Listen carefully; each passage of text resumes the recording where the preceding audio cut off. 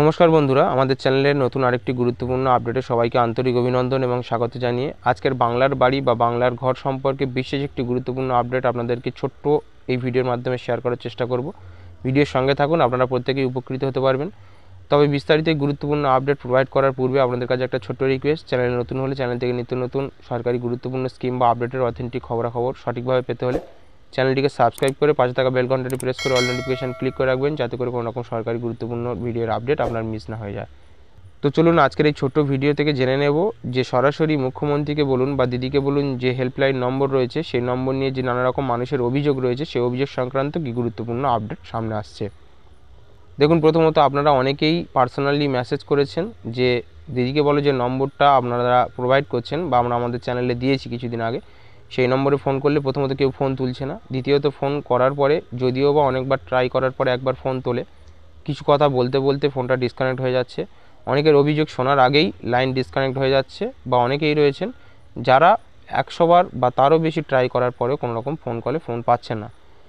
এবং এমনও অনেক মানুষ রয়েছে যারা ফোন করেছিলেন কয়েক মাস আগে এবং মেসেজ এসছে তাদেরকে যে শর্ট লিস্টেড করা হয়েছে বা তাদের নাম নতুন করে বাংলার বাড়ি প্রকল্পের আওতাভুক্ত করা হয়েছে, সেই মেসেজ এসছে। এবং অনেক উপভোক্তার ব্যাংকে টাকা ঢুকে গেছে অথচ মেসেজ আসেনি, অনেক উপভোক্তার মেসেজ এসছে কিন্তু টাকা ঢোকেনি। তাই একাধিক এরকম সমস্যা নিয়ে বিভিন্নজন অনেক রকম সমস্যায় রয়েছেন। তো সরাসরি আজকের এই ভিডিও থেকে তারা উপকৃত হতে পারবেন, ভিডিওর সঙ্গে থাকুন।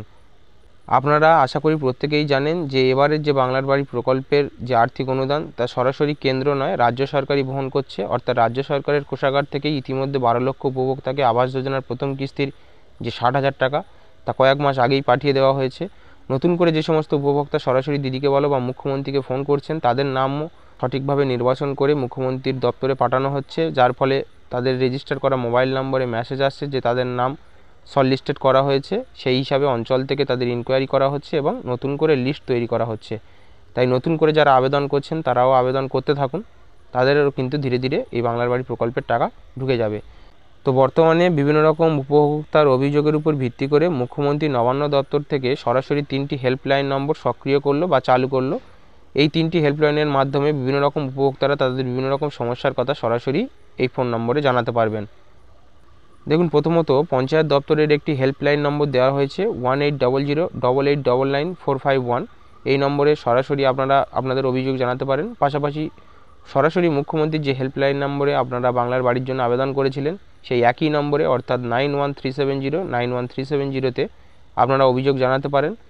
এছাড়াও একটি জরুরি পরিষেবার হেল্পলাইন 112 এই যে সক্রিয় নম্বর সরাসরি কিন্তু নবান্ন দপ্তর চালু করেছে, যার ফলে যে সমস্ত সমীক্ষার ফলে যারা নতুন করে শর্ট লিস্টেড হয়েছেন বা নতুন করে বাংলার বাড়ি বা আবাস যোজনা পাওয়ার জন্য বিবেচিত হয়েছেন, যে সমস্ত ক্যান্ডিডেট যাদের মোবাইলে বললাম যে SMS আসছে যে আপনারা শর্ট লিস্টেড হয়েছেন বা সমীক্ষার পরে আপনার নাম অন্তর্ভুক্ত হয়েছে বাংলার বাড়ি প্রকল্পে, তারাও অভিযোগ জানাতে পারেন যদি না টাকা পেয়ে থাকেন ইতিমধ্যে। আর যারা টাকা পেয়েছেন অথচ মেসেজ আসছে না, তারাও অভিযোগ জানাতে পারেন বা বিষয়টিকে নিয়ে তাদের সঙ্গে আলোচনা করতে পারেন।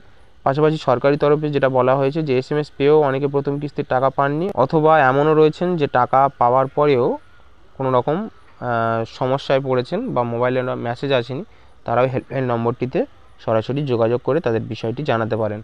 পাশাপাশি যারা এখনও পর্যন্ত নতুন করে আবেদন করেননি, তারা উপরে দেওয়া 9137091370-তে অবশ্যই করে ফোন করতে পারেন এবং আপনার নাম নথিভুক্ত করার জন্য ট্রাই করতে পারেন। তো আশা করি আজকের এই ছোট্ট আপডেট থেকে আপনারা প্রত্যেকেই উপকৃত। যদি হেল্প পেয়ে থাকেন, ভিডিওটি ভালো লেগে থাকে লাইক করে দিন, বেশি বেশি শেয়ার করে দিন, যাতে অন্যরা উপকৃত হতে পারে তথ্যটি জেনে। আর আমাদের চ্যানেল থেকে নিত্য নতুন এরকম সরকারি স্কিম বা আপডেটের অথেন্টিক তথ্য পেতে হলে চ্যানেলটিকে সাবস্ক্রাইব করে আমাদের সঙ্গে জুড়ে থাকবেন পরবর্তী নেক্সট গুরুত্বপূর্ণ আপডেটগুলো টাইম পাওয়ার জন্য।